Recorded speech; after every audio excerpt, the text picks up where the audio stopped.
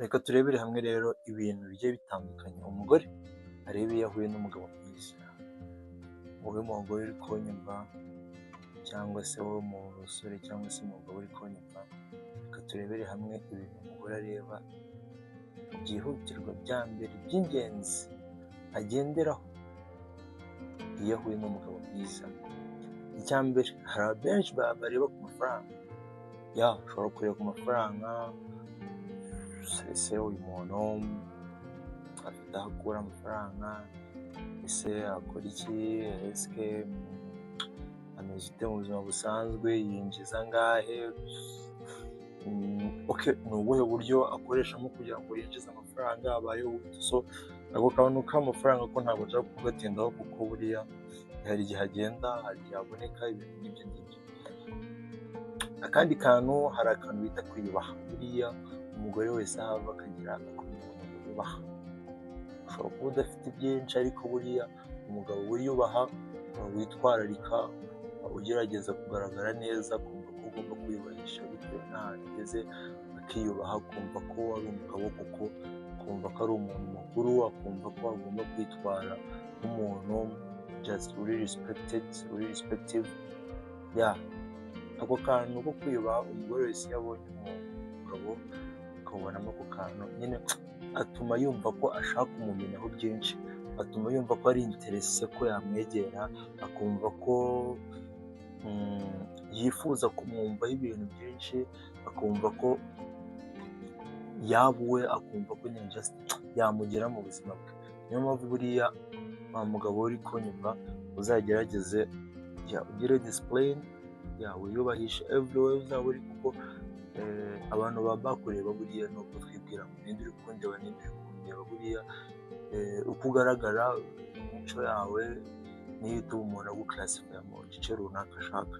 Niyo mpamvu rero buriya umugore noneho rero ubonyemo akantu kuko abamo umugabo, yita kuri discipline yawe, uko wiyubahisha, uko witwara.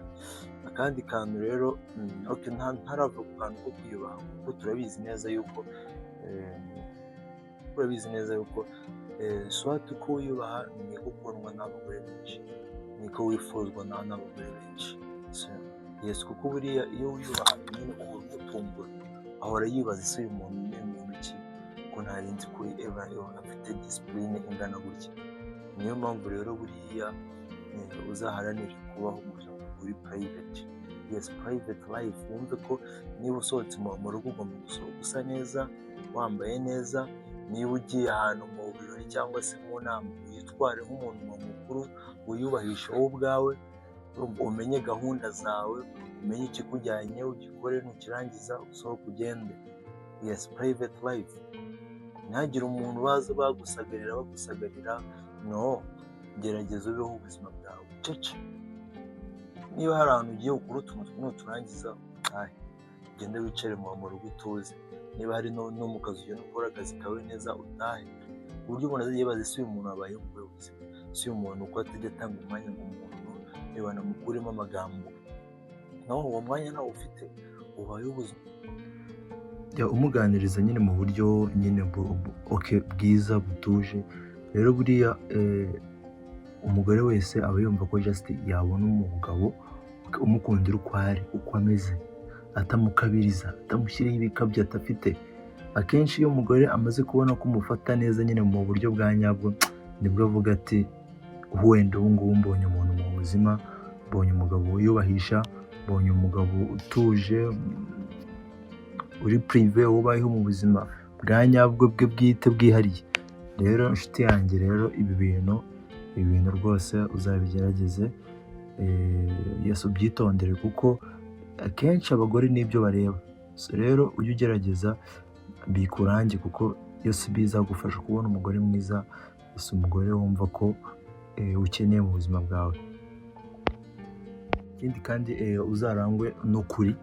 Umugabo w'umunyakuri buriya akundwa n'abagore benshi cyane. Iyo umugore arimo arakwitegereza, arimo arakumva, agutega amatwi, aba akeneye kumva ko uri umunyakuri koko. Ugabanya ibintu by'ibikabyo by'ubwiyemezi byo kwitaka, mubwiza ukuri, mubwira ubuzima ubayemo, mubwira uwo uri we wa nyawe. ntuce ku ruhande, kuko buriya guca ku ruhande biranakuvuna wowe ubwawe. Ushiduka uri kubaho ubuzima butari ubwawe, ushiduka uri gukora, ushiduka uri gukonsoma imbaraga nyinshi cyane utagakwiye kuba utakaza. Kubera ko iki? Kubera ko just basic information zawe watanze, amakuru yawe wamubwiye ntago ari real, byari ibinyoma. Niyo mpamvu nawe uri kuvunika. So ashobora kukwereka ko nta kibazo, ariko already nawe buriya aba yabibonye. Buriya ukuri kuragaragara, so gushobora gutinda ariko kukagaragara. Niyo mpamvu akenshi uzageramo hagati ugacika intege agahita akabibona. So try to be honest mu bintu byose ukora, mu bintu byose umubwira, kuko nawe bimufasha kumva ko uri uw'agaciro. Ikindi kintu, kubaho umuntu wigenga, kubaho nk'umuntu wigenga utagengwa n'abantu, udakora ikintu ngo nuko kanaka yakivuze, utavuga ikintu kubera ko umuntu akwempresse kukivuga. No, baho nk'umuntu mukuru, baho nk'umuntu uri private life, baho nk'umuntu wiyubaha, baho umuntu urangwa n'amagambo y'ukuri, ibikorwa by'ukuri, baho nk'umuntu wigenga, udakeneye ibindi bintu ku bantu, utwaye dukeya turaguhagije. And then ntugakine n'ubuzima. Buriya umugabo wese uri serious ukora cyane ntago akina n'ubuzima, aba ari focused n'ahantu akura finance, n'ahantu akura amafaranga, aba ari gukina na deal z'akazi gusa, kuko uri busy no gushaka amafaranga. Ubuzima uri concentrate nabo, ntago ukina n'ubuzima. Rero umugore wese wakubonye ako kantu aba yumva ko uyu mugabo ugize mu buzima bwanjye yaba ari uw'agaciro. Yes, twazagira urugo rwiza, twazakura umuryango mwiza kandi ukoze iki, ukomeye. Ikindi, umugabo uri focused mu buzima bwe, umugabo uri focused guharanira ku cyo ashaka, umugabo udacika intege. Ibyo bintu abagore barabikunda cyane, kubona uri umugabo ukunda gukora udacika intege, ukumva ko ugomba guharanira icyo ushaka, ukumva ko finally at the end igihe kizagera ugere kuri iki kintu uri gushaka. Ntugacike intege, ugaharanira ku cyo ushaka, nyine icyo wifuza, icyo uri guharanira ukaba wishura neza kuzakigeraho. Umugore rero nakubonaho ibyo bintu, inshuti yanjye, my brother, umugore uzamutsindira, kuko ni ibintu bibakwega nyine, akumva ko just agiye kujya ahantu atazagira ikibazo, nta nakigera. Uzaharanira kudacika intege, kumuharanira yuko cyakemuka. Umugabo ukora udacika intege, uri focused ku kintu ashaka, akeneye, akundwa n'abagore benshi cyane. Kuba self confidence, ibyo uvuga ukaba uri serieux, ibyo ukora ukaba uri sure neza, ubuzima ubayeho ukaba uri umuntu uri serious. Ibyo bintu abagore barabikunda cyane, inshuti yanjye. So you have to be self confidence, you have to be hard worker. Ibyo bintu rwose niba bikubonaho pe, uzakura imitima ya benshi. Niyo mpamvu rero buriya abagabo bari serieux, bakora cyane, baharanira inyungu zabo, bakumva ko bagomba kwiyubaka, bakumva ko bagomba kuba ubuzima buri private bwabo, nta kibaderanje, bafocusinze ku kwiteza imbere. Abo bagabo rega babaye bakeya. Niyo mpamvu rero umugore finally yahuye nawe, cyangwa se akakubonaho akamubura aka kantu, aba ari interesse kumva yuko akeneye kukumenyaho byinshi. Aho rero nibwo uhita kumufatira, ukamwereka ukuri kose nuko bimeze, finally uramutsindira akaba uwawe. Ikindi cya nyuma rero ni ukuba the creator, kuba nyine umuntu urema ibintu bishya, kubaho nyine uri umuntu nyine ukunda kurema ibintu bishya, guhanga new project, guhanga new business, tuntu tugiye dutandukanye. Akabona ko nyine just ushishikajwe no kujya uhora ibintu bishya bikwinjiriza amafaranga, ibintu bishya just bihindura ubuzima bwawe. Naho umugabo arakundwa, my friends. So rero ibi bintu, niba uri umuntu uteye gutya, cyangwa se ukaba utabigeraga, kuva uyu munsi uhinduke witware gutya, ndakeka ntashidikanya nta mugore wakwanga. Umugore wese yagukunda, uwo washaka wese yagukunda, ariko ibi bintu wamaze kubikurikiza kandi ubikore mu buryo bwa nyabwo, mu buryo kuko nawe wumva ko uri sure neza ko wahindutse.